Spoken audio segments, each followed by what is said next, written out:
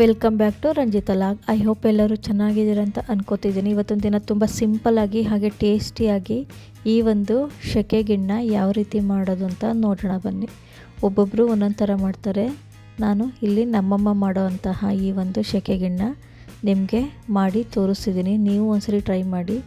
ಹಾಗೆ ಈ ವಿಡಿಯೋನ ಕೊನೆವರೆಗೂ ನೋಡಿ. ಈ ವಿಡಿಯೋ ನಿಮಗೆ ಇಷ್ಟ ಆದರೆ ಪ್ಲೀಸ್ ಒಂದು ಲೈಕ್ ಮಾಡಿ, ಹಾಗೆ ನಿಮ್ಮ ಫ್ರೆಂಡ್ಸ್ ಆ್ಯಂಡ್ ಫ್ಯಾಮಿಲಿಗೂ ಸಹ ಶೇರ್ ಮಾಡಿ, ಹಾಗೆ ನಮ್ಮ ಚಾನಲ್ನ ಸಬ್ಸ್ಕ್ರೈಬ್ ಮಾಡಿ. ಬನ್ನಿ ಇವಾಗ ಯಾವ ರೀತಿ ಮಾಡೋದಂತ ನೋಡೋಣ. ನಾನಿಲ್ಲಿ 2 ಕಪ್ಪಾಗಷ್ಟು ನೀರನ್ನ ತೊಗೊಂಡಿದ್ದೀನಿ. ಅಂದರೆ ಟೀ ಕುಡಿಯೋ ಕಪ್ಪಲ್ಲಿ 2 ಕಪ್ಪಾಗಷ್ಟು ನೀರನ್ನ ತೊಗೊಂಡಿದ್ದೀನಿ. ಹಾಗೆ ಅರ್ಧ ಕಪ್ಪಾಗಷ್ಟು ಬೆಲ್ಲನ ತೊಗೊಂಡಿದ್ದೀನಿ. ನಿಮಗೆ ಎಷ್ಟು ಸ್ವೀಟ್ ಬೇಕೋ ಅಷ್ಟು ಬೆಲ್ಲನ ತೊಗೋಬೋದು. ಇವಾಗ ನಾನಿಲ್ಲಿ ಬೆಲ್ಲನ ಕರ್ಗೋದಕ್ಕೆ ಬಿಟ್ಟಿದ್ದೀನಿ, ಅಂದರೆ ಪಾಕ ಆಗೋದಕ್ಕೆ ಬಿಟ್ಟಿದ್ದೀನಿ. ಇವಾಗ ನಾನಿಲ್ಲಿ ಗಿಣ್ಣು ಹಾಲನ್ನ, ಅಂದರೆ 1 ಟೀ ಕಪ್ಪಲ್ಲಿ 1 ಕಪ್ಪಾಗಷ್ಟು ಗಿಣ್ಣು ಹಾಲನ್ನ ತೊಗೊಂಡಿದ್ದೀನಿ. ಅದಕ್ಕೆ 3 ಪಟ್ಟಾಗಷ್ಟು ಎಕ್ಸ್ಟ್ರಾ ಹಾಲನ್ನ ಸೇರಿಸ್ಕೊಂಡಿದ್ದೀನಿ. ಎಕ್ಸ್ಟ್ರಾ ಹಾಲು ಸೇರಿಸಲಿಲ್ಲ ಅಂದರೆ ತುಂಬ ಗಟ್ಟಿಯಾಗಿರುತ್ತೆ ಗಿಣ್ಣು, ತಿನ್ನೋದಕ್ಕೂ ಸಹ ಟೇಸ್ಟ್ ಇರಲ್ಲ. ಹಾಗಾಗಿ ಇವಾಗ ಬೆಲ್ಲನೂ ಸಹ ಕರಗಿದೆ. ಆ ಪಾಕನೂ ಸಹ ಶೋಧಿಸ್ಕೊಂಡು ಕೂಲಾಗೋದಕ್ಕೆ ಬಿಡಬೇಕಾಗತ್ತೆ.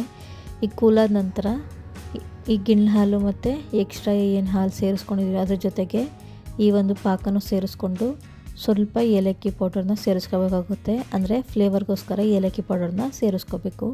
ನಾನಿಲ್ಲಿ ಕುಕ್ಕರಲ್ಲಿ ಮಾಡ್ತಿರೋದ್ರಿಂದ ಕುಕ್ಕರ್ನ ಇಟ್ಕೊಂಡು ಸ್ವಲ್ಪ ನೀರನ್ನ ಸೇರಿಸಿ ಅದರೊಳಗಡೆಗೆ ಒಂದು ರಿಂಗ್ನ ಇಟ್ಟು ಇದನ್ನು ನಾನು ಮೀಡಿಯಮ್ ಫ್ಲೇಮಲ್ಲಿ ಇಟ್ಕೊಂಡು ಬೇಯಿಸ್ಕೊತಿದ್ದೀನಿ. ಮೀಡಿಯಮ್ ಫ್ಲೇಮಲ್ಲಿ ಇಟ್ಟು ಬೇಯಿಸೋದ್ರಿಂದ ತುಂಬ ಚೆನ್ನಾಗಿ ಬೆಂದಿರುತ್ತೆ. ಹಾಗೆ ಇದನ್ನು ಒಂದು 15ರಿಂದ 20 ನಿಮಿಷ ಬೇಯಿಸ್ಕೊಂಡ್ರೆ ಸಾಕು. ಸೂಪರಾಗಿರುವಂತಹ ಗಿಣ್ಣು ರೆಡಿಯಾಗಿರುತ್ತೆ. ನಾನಿಲ್ಲಿ ಲಿಡ್ನ ಕ್ಲೋಸ್ ಮಾಡಿ ಇದಕ್ಕೆ ವೆಯ್ಟ್ ಹಾಕಿ ಬೇಯಿಸೋ ಅವಶ್ಯಕತೆ ಇರೋದಿಲ್ಲ. ಒಂದು ಲೋಟನ್ನು ಉಲ್ಟಾ ಮಾಡಿ ಇಟ್ಟು 15ರಿಂದ 20 ನಿಮಿಷ ಮೀಡಿಯಮ್ ಫ್ಲೇಮಲ್ಲಿಟ್ಟು ಬೇಯಿಸಿದ್ರೆ ಸಾಕು. ಸೂಪರಾಗಿರುವಂತಹ ಈ ಒಂದು ಗಿಣ್ಣು ರೆಡಿಯಾಗಿರುತ್ತೆ. ನೀವು ಒಂದ್ಸರಿ ಟ್ರೈ ಮಾಡಿ, ಹೇಗಿತ್ತು ಅಂತ ಕಮೆಂಟ್ ಮಾಡಿ.